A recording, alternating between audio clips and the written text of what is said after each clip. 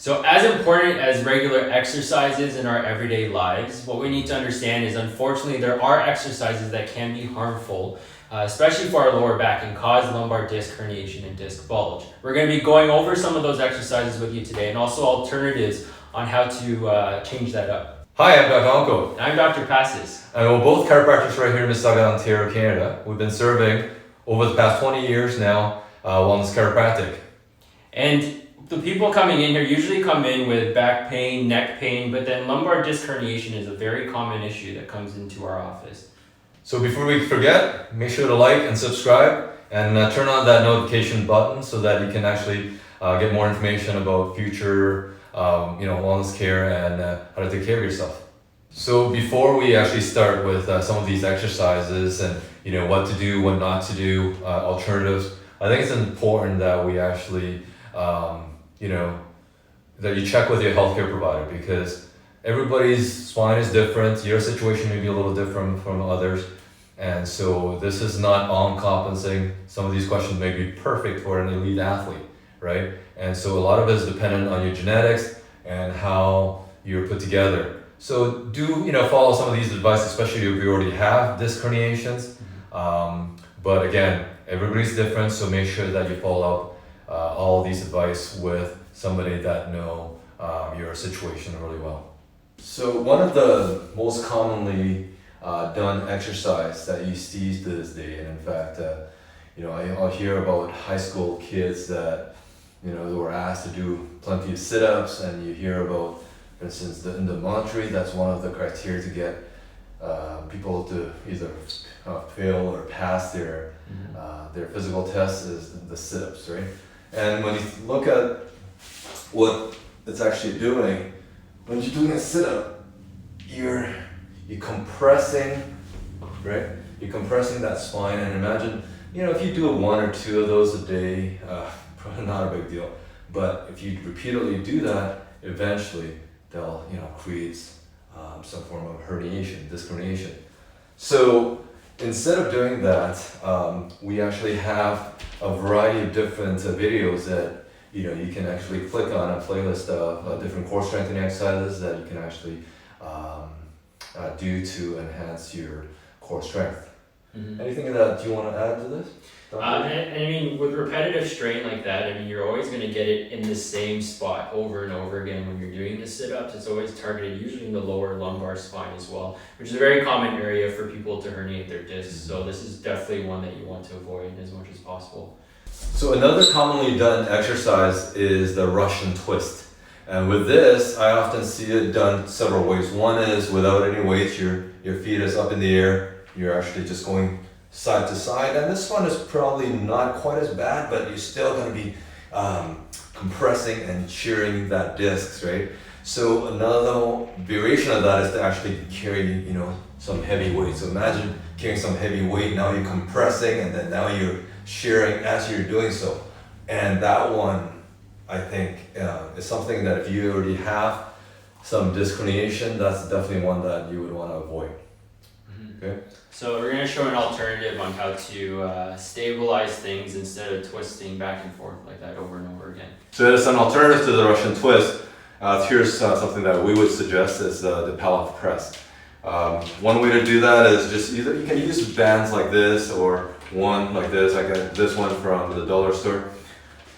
So basically with the PALLOF press, you're going to bring this into a resistance level that is comfortable to you. So it's an anti-rotational movement, so you're actually engaging your core, preventing that your body from actually twisting over. So what you're going to do from here is you're going to actually bring it in and out. And obviously, you want to maybe have an anchoring point that's a little more stable than this right here. So you can use, say, a pole or something like a stair banister, something that will actually hold the band in place, right? So again, this way, out. And some variations of that, if you want to make it a little bit more challenging for yourself, is to bend your knees, get into a lunge position. Again, same thing. Of course, you want to try to do this on both sides.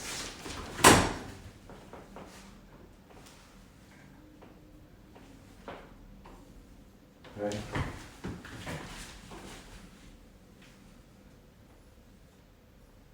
Something more common is a hamstring stretch as opposed to an exercise. We're going to talk about a stretch, and these are the muscles that are on the back of the legs here. And what we normally see people do is they'll simply just go down and try and touch their toes by bending forward, or sometimes they'll have a leg crossed behind and going forward like this. But regardless, as you can see, there's a lot of compression and forward flexion going on around the pelvis and lower lumbar spine. So we want to avoid that compression as much as possible. So the best way to do this actually is to be lying down on the floor. So what you want to be mindful with this, and this is something we teach a lot of our patients, when we're working with one leg at a time, you want to have the stability or the stable leg on the floor as straight as possible. And then what you're going to do from here is you're going to bring this leg up as high as you can while maintaining a straight leg. And if you really want to get to pretty much the rest of the leg there, what you're going to do is kind of point your toes towards your head, and you're really going to feel that pretty much throughout there. So a very common exercise that people ask us about actually is the deadlift, and they understand because they feel a lot of stress into the lower back that this might actually be harmful for them if done incorrectly. But the deadlift, as you know, is a lot of bending forward like this with your weights, and then you're trying to pull it back up into a straight spine like this, right?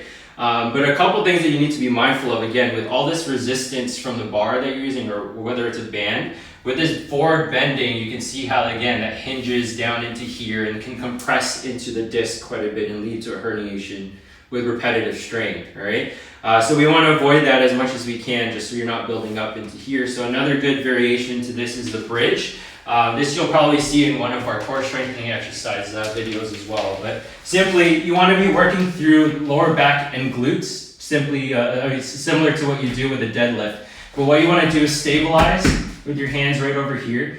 And all you're going to do is pull your body up like this. But when you're doing this, what you want to be mindful of is that you're squeezing into your glutes as well to make sure you're activating them while you get into that position there, and then coming back down. A very common exercise that people like to do at the gym specifically is the leg press, where you're going to be sitting down and you're going to be pushing weight with resistance against your leg, going from contracted to extended, and we'll show it in a picture right over here. But you can see how that might be problematic again for especially the lumbar spine, because in the seated position you have pretty much a lot of that compression going on into the lower lumbar spine. So you want to avoid that as much as you can. Yeah, and this is a problem that we see commonly. I used to do it myself. You can stack a lot of weights, and unfortunately, as you're bending your hip up like that, you're putting so much pressure on that disc, and so alongside with pressing it up, that over time will cause an ill effect on your disc. An alternative to that would be to do something like a body squat.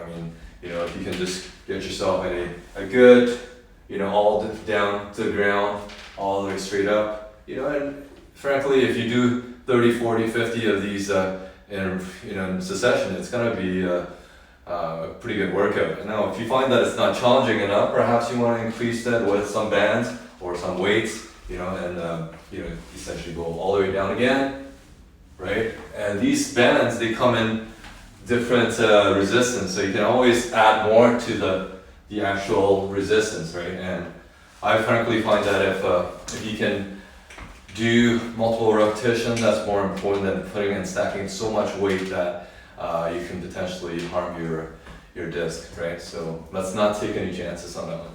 Yeah, and you notice with that too, you want to maintain a certain posture when you're doing it too, because the more forward you are when you're doing the squats, and again, that's a lot of compression, because people don't want to use the bars as well for the barbell squats, and if you're doing the wrong posture, again, it's a lot more forward compression. So as always, we always keep this in mind. Try not to have the chest down as you're doing it, right? Let's keep that chest up and the whole way through, all the way through. Okay? And also proper breathing. And as you're pressing up, make sure to breathe out. So a lot of time variations of different exercises, whether it be like a shoulder press, right? Or dumbbell curls or triceps, push-ups. All these things are done, I see it often done on the chair, right? Or on the bench. And I can understand why people are doing that, right? They're trying to isolate and not use their leg to drive up the weight, you know, or make it more isolative. But I find that that is extremely harmful for the disc. Can you elaborate on that one?